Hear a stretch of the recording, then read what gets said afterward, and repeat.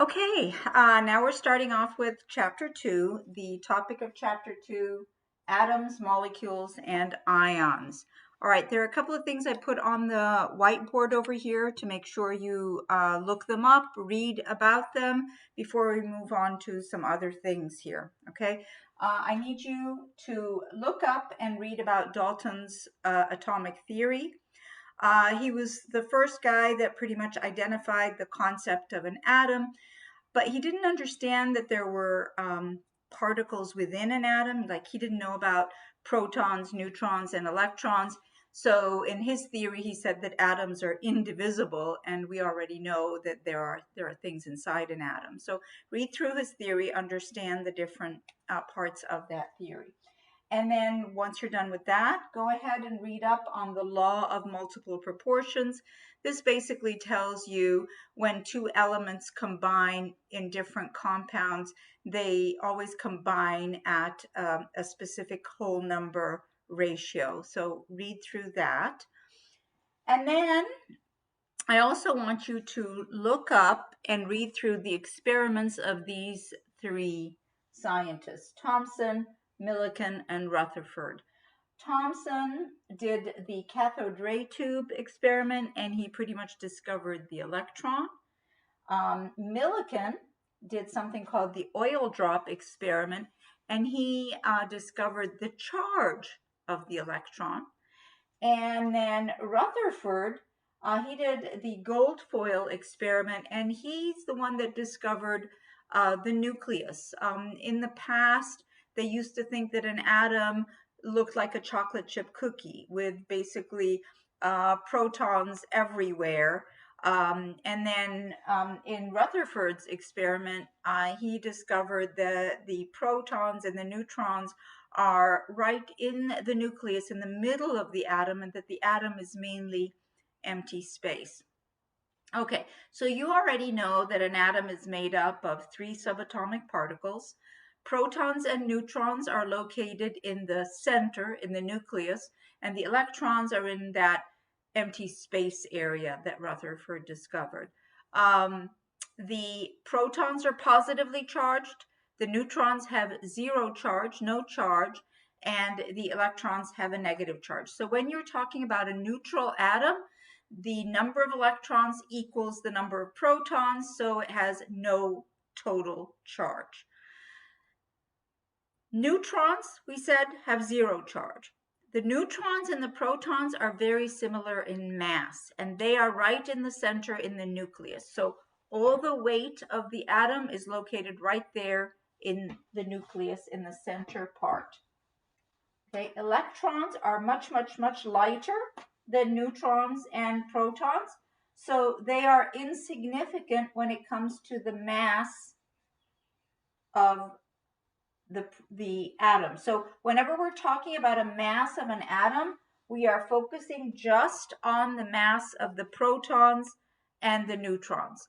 We're pretty much ignoring the mass of the electrons because they're not significant compared to the others. Again, sig fig wise, they wouldn't matter that much. I have some actual numbers for you guys if you want, but you can always look in the book, table 2.2. They tell you the mass of an electron is 9.10938 times 10 to the minus 31 kilograms, while a proton is 1.67 something something times 10 to the minus 27 kilograms, and a neutron 1.67 493 times 10 to the minus 27. So you see that the protons and the neutrons are very similar. Electrons are much, much lighter, over 1,000 times lighter. So what we're going to do is relate these masses with units called AMUs.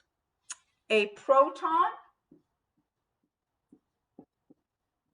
has a mass of, it's written right here, 1.00728, 1.00728 AMUs. This is an atomic mass unit. So we usually say a proton is about 1 AMU. A neutron has a mass of 1.00. These are not numbers you have to memorize, guys. 866 AMUs. Remember, a proton is positively charged, a neutron has no charge. And the mass, look at their masses, very similar. An atomic mass unit is 1.66 times 10 to the minus 27 grams. I have to look it up. I can't remember. 1.66 times 10 to the minus 27 grams. So, no, I take that back. 1.6606 times 10 to the minus 24 grams. So when it comes to kilograms, it's 1.66 times 10 to the minus 27. Anyway, you don't need to worry about the grams. It's just that the way they got the conversion was from the relationship between AMU and grams. And then they took the mass in kilograms, converted that to grams. And anyway, bottom line, what you need to know is that a proton is about 1 AMU and a neutron is about 1 AMU, okay? Electron, by comparison, again, don't mean to confuse you guys at all, but an electron, we said, is negatively charged, and it is 0.000, I think it's 3 zeros, if I'm not mistaken, yep, 5 AMUs. So if we were just going with, let's say, 3 sig figs, can you see how all this would just be completely insignificant here compared to these two guys? Okay, so if you have an atom, and you know the number of protons and you know the number of neutrons, you will be able to figure out the mass of that atom, okay? Every element, every single atom of every single element has a specific number of protons. The protons identify what the element is. So if you look at the periodic table, you see the number on the top there in the periodic table. That is called the atomic number. So the atomic number, which is the Z number, will give you the number of protons. Okay? The atomic mass, or the mass number, that gives you the number of protons plus the number of neutrons. Because remember how we said protons and neutrons together make up the mass of an atom. And then what about the electrons? Again, don't worry about their mass. They're insignificant, as you could see from how little they weigh compared to these two guys.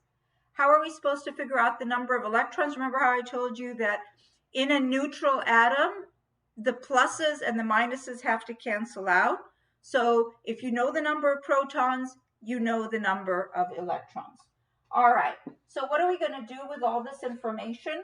We're going to create things called nuclide symbols. What's a nuclide symbol?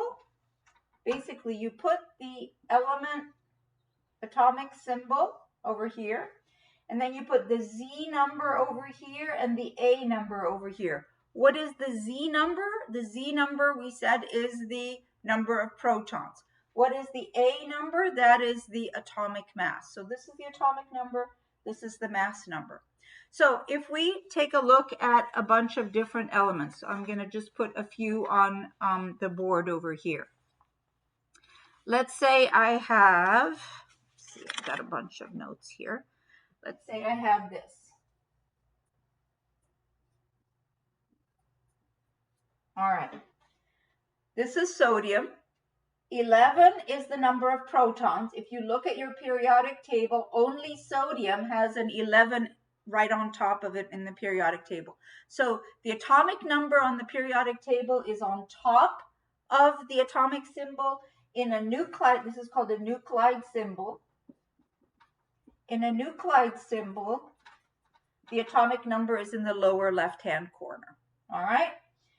So we've got this sodium here, and let's say the question is, how many protons does sodium have? Well, it's got 11 protons. How about how many electrons? Remember, in a neutral atom, the number of protons and electrons equal each other. So it's got 11 electrons. And then how many neutrons? How are we supposed to know the number of neutrons? Remember what I told you guys. I said the atomic mass is the number of protons plus neutrons. So all you have to do is take that 23 minus 11, and you get your 12 neutrons. Okay, is that clear to everyone? Hopefully it is. All right, let's try another one. Let's say I have lithium. Lithium, what number would be down here? Well, you just go and look it up. Where's lithium? Here's lithium over here. It's got 3 protons, so we put a 3 here. And let's say I give you the atomic mass as 7. All right, the atomic mass down here, whatever number you see at the bottom here, that is the weighted average of all the isotopes. And we'll talk about isotopes in a little bit. But right now, this is our nuclide symbol. Okay, from this, you know that lithium's got 3 protons, right? 3 electrons. And how many neutrons? 7 minus 3, 4 neutrons. Okay, what if I told you, write the nuclide symbol for an atom that has 19 protons and 20 neutrons? That's my question. 19 protons and 20 neutrons. Well, you're going to say, well, which element is it? You should be able to figure that out. Go and find the thing that has 19 on it. See? Okay, I see a potassium with a 19 on the top. So it's the number on the top. That is your atomic number. So we're going to write a K, and we're going to write 19 over here. And they told me in this question, it has to have 20 neutrons. So if I already know that I have 19 protons, because they gave it to me in the problem, and I have 20 neutrons, so you go 19 plus 20, that means the atomic mass is 39. And that would be the nuclide symbol for that scenario. Okay, I mentioned the word isotope. So in the next video, we'll talk about how to figure out the weighted average of an element using the masses of all the different isotopes and the percent abundance of each. So bring out your calculators and we'll do some math in the next video. Okay.